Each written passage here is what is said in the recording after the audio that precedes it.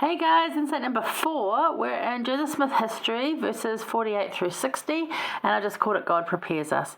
So basically, he has these visions through the night with Moroni, comes at least three times, tells him the same thing, each time adds a little bit more each time. Joseph accounts this down. Now there's several accounts again of this, just like the first vision, but he goes back in history and writes it down for us to know. So this is by his own hand. In 46 he starts off, he says, "By this time so deep with the impressions made in my mind that sleep had fled from my eyes, and I lay overwhelmed and astonished at what I had both seen and heard. But then the same messenger comes back and rehearses to me again and tells me that Satan's going to tempt me and it's going to get really hard for me." I'm like, that's a lot to take in one night. Like, that's a lot. I've had nights of not sleeping and it's not fun. We need sleep, right?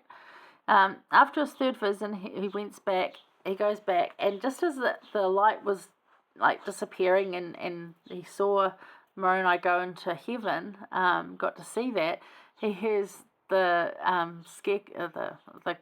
cockerel crowing.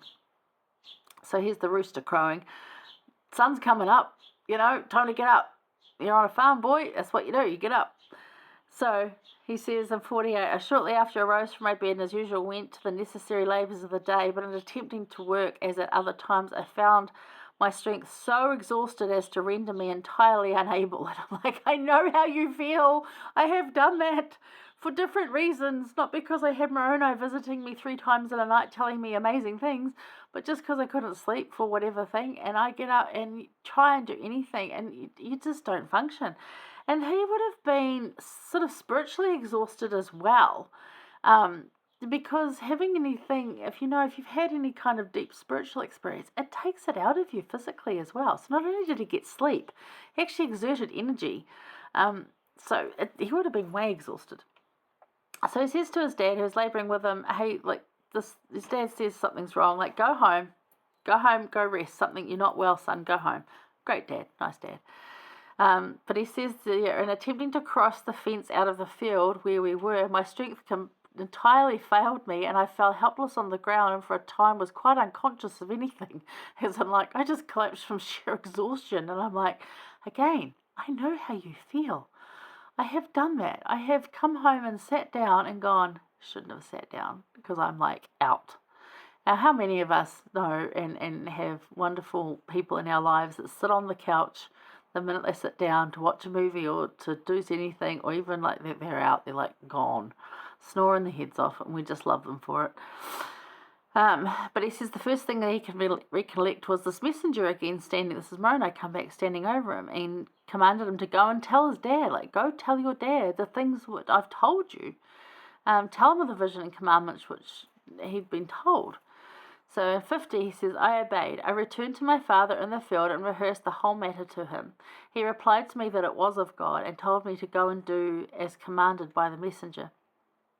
I left the field and went to the place where the messenger had told me the plates were deposited, and owing to the distinctness of the vision which I had concerning it, I knew the place the instant that I arrived there." How cool would that be, like, to get there and go, this is exactly it. No deja vu, this is like, oh, this is familiar. No, this is exactly it. That's really cool.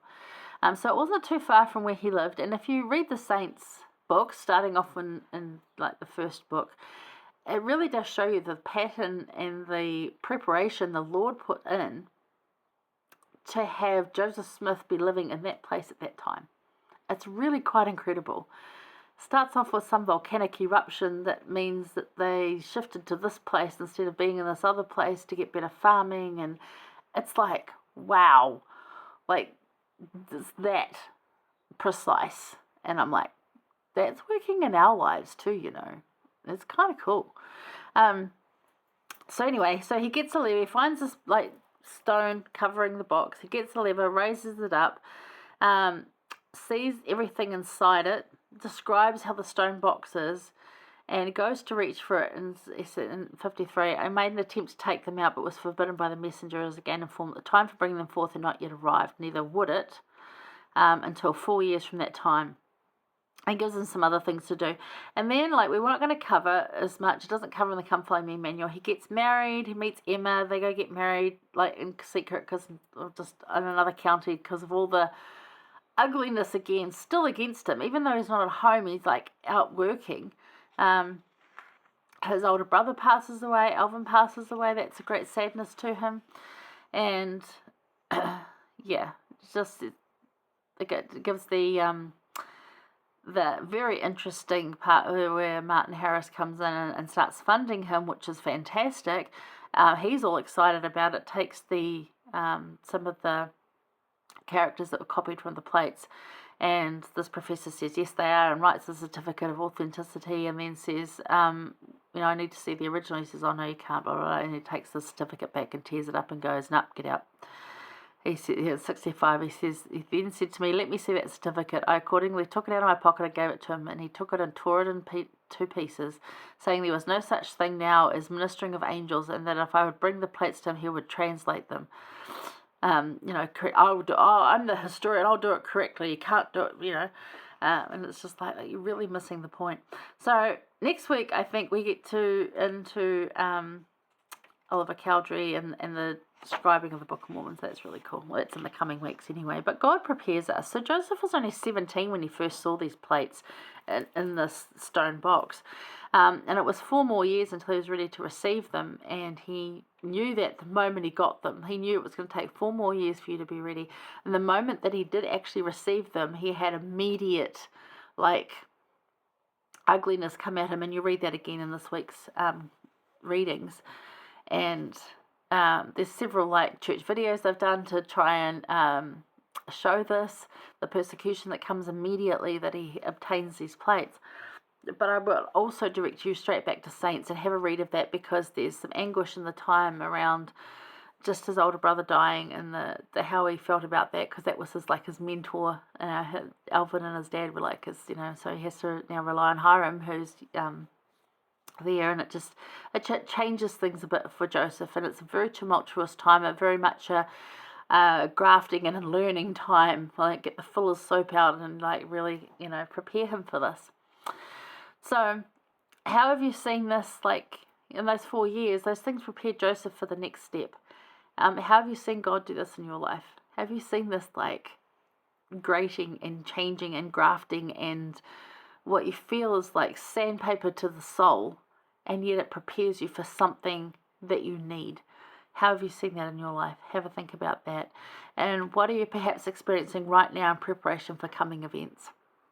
That made me think. I'm there's some things I'm experiencing right now in preparation for coming events. Every time I think about it, I have some tears, but I'm going to be okay, There are always opportunities given us by God to prepare us. Embrace these rather than fighting the glorious change. I highly recommend and encourage this. Instead of fighting God on these changes, and instead of fighting Jesus on these directions in life, where he's saying, I really need you to go do this, and you're like, no, I want to go do that. You think of Jonah and going to Nineveh, and he didn't want to go. No, I really want to go over here. No, you need to go here. No, I really want to go over there. Yeah, well, you're going to end up there anyway, so stop fighting and just go. It's going to be better for you. Why fight it? The blessings come in actually just being obedient, which is shown time and time again, and yet still I will have an argument. Human, I guess. Human and weak. But embrace them rather than fighting the glorious change. The change is good. It's for a reason. God does prepare us. You'll see this when reading this, and the little few verses that Joseph talks about those 4 years in between. There's a lot in there that really prepares him. So think about what you're being prepared for right now. All right. Hang around. We're insight number 5 over to Doctrine and Covenants 2, and let's talk about that. Okay, I'll see you soon.